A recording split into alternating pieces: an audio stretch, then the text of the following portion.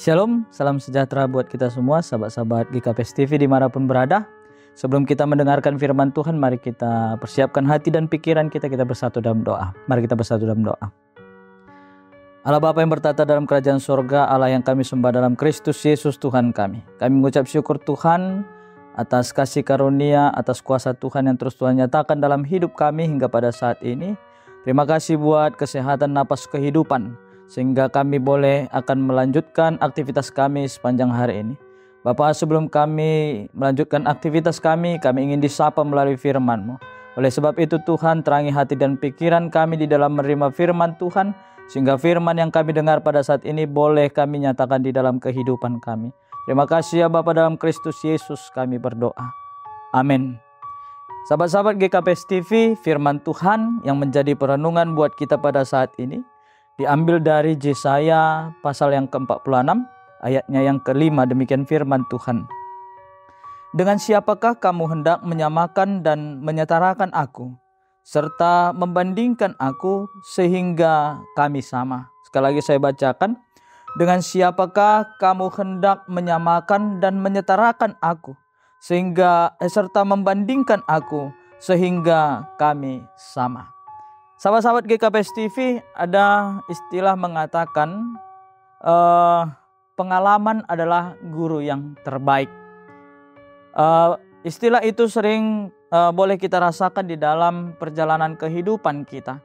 Kita boleh belajar dari pengalaman yang boleh kita alami di sepanjang kehidupan kita untuk menjadi pembelajaran buat kita di dalam menjalani kehidupan kita.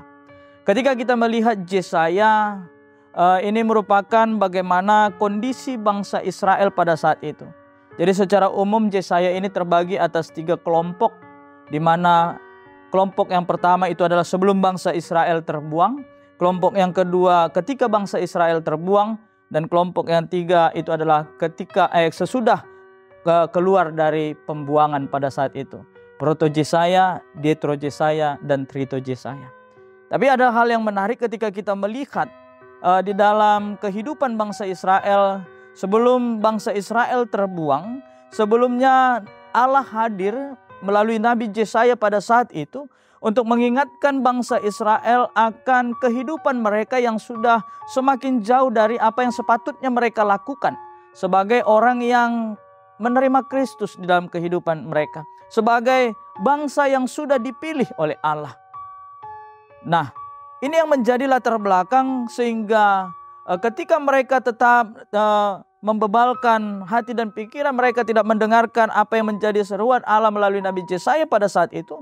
Allah mengizinkan mereka untuk terbuang, di mana di sini bangsa Israel terbuang kepada bangsa Babel pada saat itu. Saudara-saudara yang dikasihi Tuhan, kalau kita melihat masuk di dalam Yesaya pasal 46 ini merupakan Yesaya yang kedua, di mana bangsa Israel pada saat itu sudah terbuang.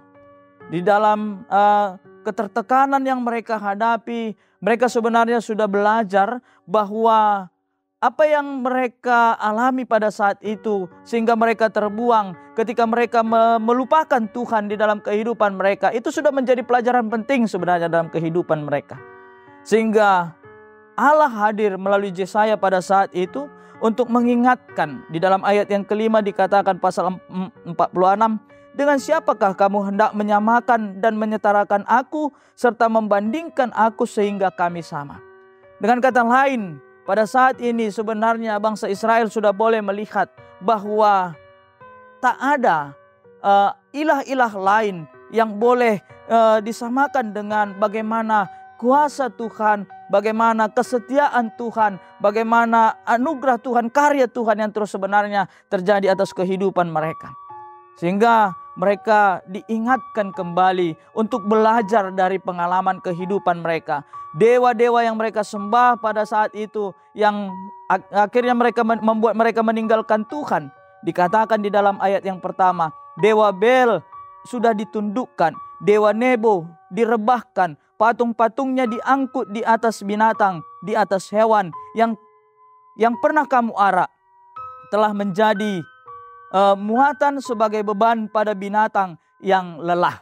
Nah, dengan kata lain, Allah sudah menunjukkan kuasanya, Allah sudah menunjukkan karyanya. Bangsa Israel boleh melihat bagaimana kemahakuasaan Allah terjadi di dalam kehidupan mereka. Dan bahkan di dalam ayat yang keempat, sebelum kita masuk di dalam firman Tuhan pada saat ini katakan, sampai masa tuamu aku tetap sama, dan sampai putih rambutmu aku menggendong kamu. Aku telah menjadikan dan akan menanggung kamu. Aku akan memikul dan menyelamatkan kamu. Apa yang ingin dikatakan firman Tuhan kepada Yesaya, kepada bangsa Israel pada saat itu, tentang bagaimana kemahakuasaan Allah, bagaimana kesetiaan Tuhan. Sehingga ketika mereka terbuang pada saat itu, mereka kembali belajar dari pengalaman kehidupan mereka untuk kembali kepada Tuhan. Karena apa? Dinyatakan firman Tuhan bahwa Allah itu adalah Allah yang tetap setia akan janjinya kepada umatnya. Nah, Bapak Ibu Saudara-saudara yang dikasihi Tuhan, di dalam perjalanan kehidupan kita mungkin kita tidak seperti bangsa Israel yang membuat sebuah patung untuk disembah, membuat sebuah patung yang kita percaya memiliki kekuatan dan membuat patung sebagai Allah lain di dalam kehidupan kita. Tapi mari kita merenungkan di dalam perjalanan kehidupan kita. Poin yang keberapa Tuhan yang kita buat di dalam kehidupan kita? Apakah Tuhan itu, apakah Allah itu adalah yang terpenting di dalam hidup kita? Ada sebuah ilustrasi angka 1 dan angka 0. Ketika angka 1 itu adalah Tuhan dan 0 itu adalah semua yang ada di dunia ini. Ketika Tuhan kita buat di depan dan apa yang ada di dunia ini mengikutinya, maka nilainya akan semakin besar.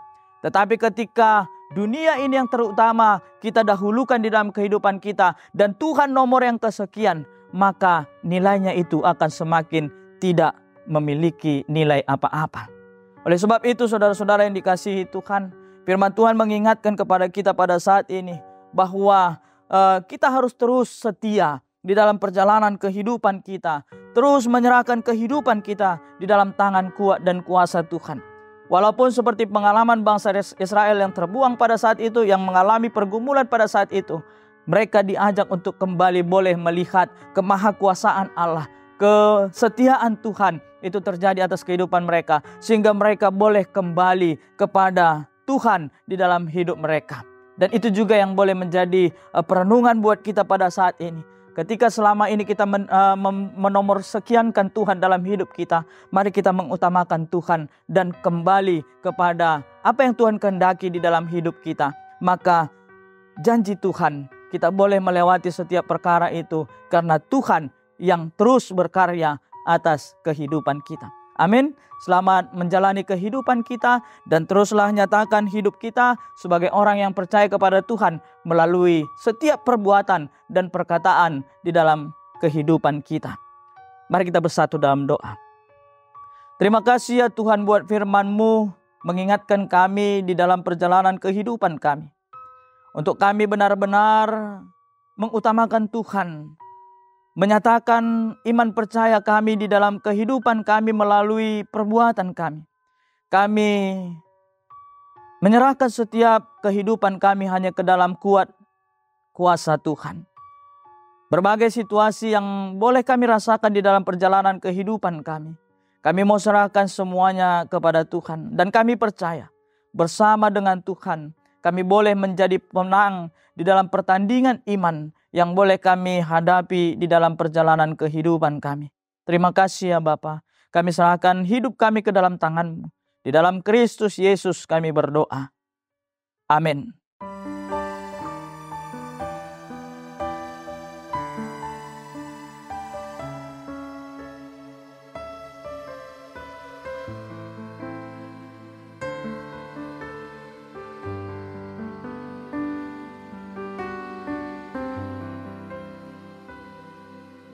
Tiada yang seperti Engkau, begitu mengasihiku. Kau Tuhan sanggup menjawab semua seru doaku.